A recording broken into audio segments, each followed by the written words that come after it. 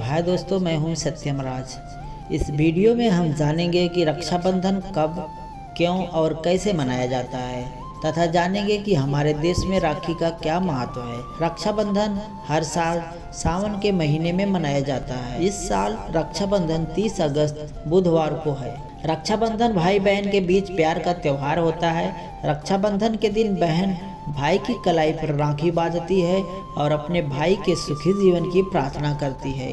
इसके साथ साथ भाई भी बहन से उसकी रक्षा करने का वचन लेता है।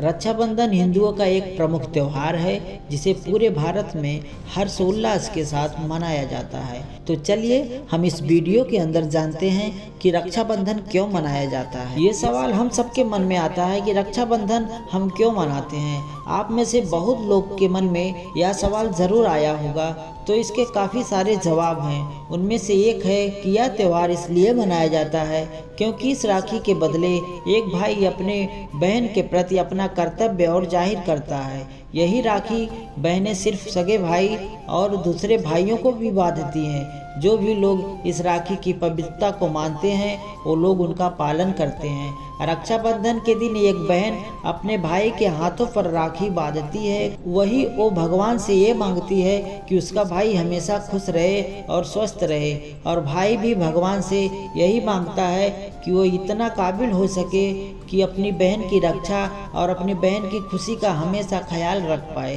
तथा उसकी हर संभव तरीके से सहायता कर पाए। साथ में राखी के दिन भाई भगवान से अपनी बहन की लंबी उम्र और उसके अच्छे स्वास्थ्य की प्रार्थना करता है। यह राखी का त्यौहार जरूरी नहीं है कि सिर्फ हिंदू लोग मनाते हैं, हर धर्म के लोग यह राखी का त्यौहार मनाते हैं। रक्षाबंधन कब मनाया जाता है? रक्षाबंधन मनाने की शुरुआत तो किसी को भी नहीं पता है, पर उससे जुड़ी काफ़ी कहानियाँ चर्चित जरूर हैं। चलिए उनमें से कुछ कहानियों की बात करते हैं। उनमें से एक कहानी है रानी कर्णावती और सम्राट हुमायूं की। कहानी भी रक्षाबंधन के महत्व को बताती है। यह उस समय की बात है जब राजपूत मुसलमान के बीच लड़ाई हो रही थी। तो उस समय चित्तौड़ की रानी कर्णावती ने अपने राज्य को बचाने के लिए हुमायूं को राखी भेजी और उसके साथ यह भी लिखा कि अपनी बहन की लाज रखो।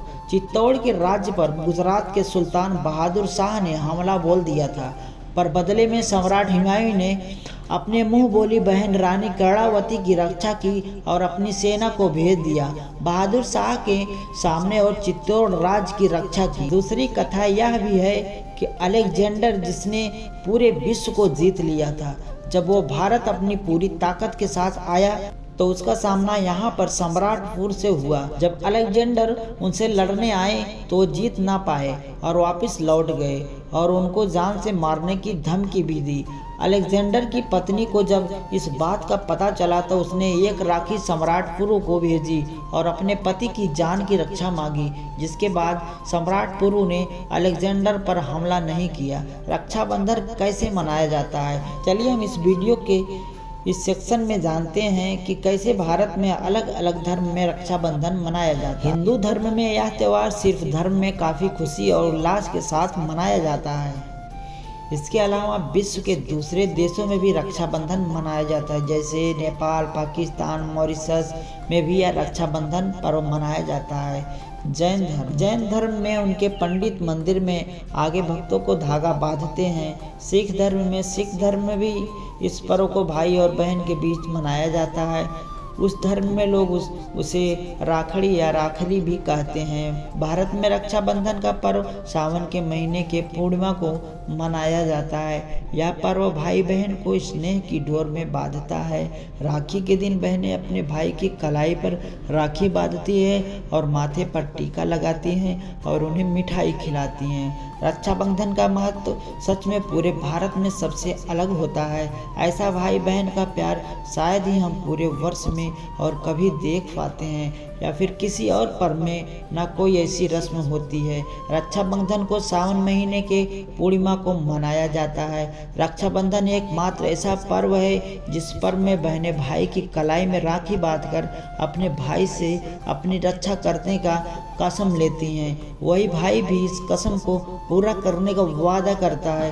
भाई यह वादा करता है कि वो चाहे कैसी भी स्थिति में हो, वो अपनी बहन को रक्षा और उसका ख्याल ख्याल रखने का हर संभव प्रयास करेगा। वैसे देखा जाए तो ऐसा कोई और पर्व पूरी दुनिया में कहीं भी नहीं मनाया जाता जो दो भाई के बीच ऐसा होना सिर्फ अपने देश में ही संभव है। रक्षाबंधन का त्यौहार सावन के महीने में मनाया जाता है और बरसात का मौसम होता है। पूरे वातावरण में अच्छी सी महक रहती है और मौसम भी उस समय काफ़ी सुहाना रहता है। ये सावन का महीने हमारे किसान भाइयों के लिए, मछुआरे लोगों के लिए और समुद्र के द्वारा यात्रा करने वाले लोगों के लिए भी काफ़ी ज़रूरी महीना होता है। रक्षाबंधन के दिन रक्षाबंधन को देश के काफ़ी एरिया में नारियल पूर्णिमा भी कहा जाता है। भारत के तटीय इलाकों में रक्षाबंधन के दिन इंद्र देवता को, बरसात के देवता और वरुण देवता को, समुद्र के देवता की उनकी पूजा की जाती है और उन दोनों देवताओं को नारियल चढ़ाया जाता है और उनसे आशीर्वाद लिया जाता है। तो आई होप दोस्तों यह जानकारी आप लोगों को अच्छी लगी होगी और भी ऐसी वीडियो देखने के लिए हमारे चैनल को सब्सक्राइब कर लें, बेल आइकन को दबा लें। फिर मिलते हैं एक दूसरे वीडियो में, तब तक अपना ख्याल रखें। जय हिंद, जय भारत।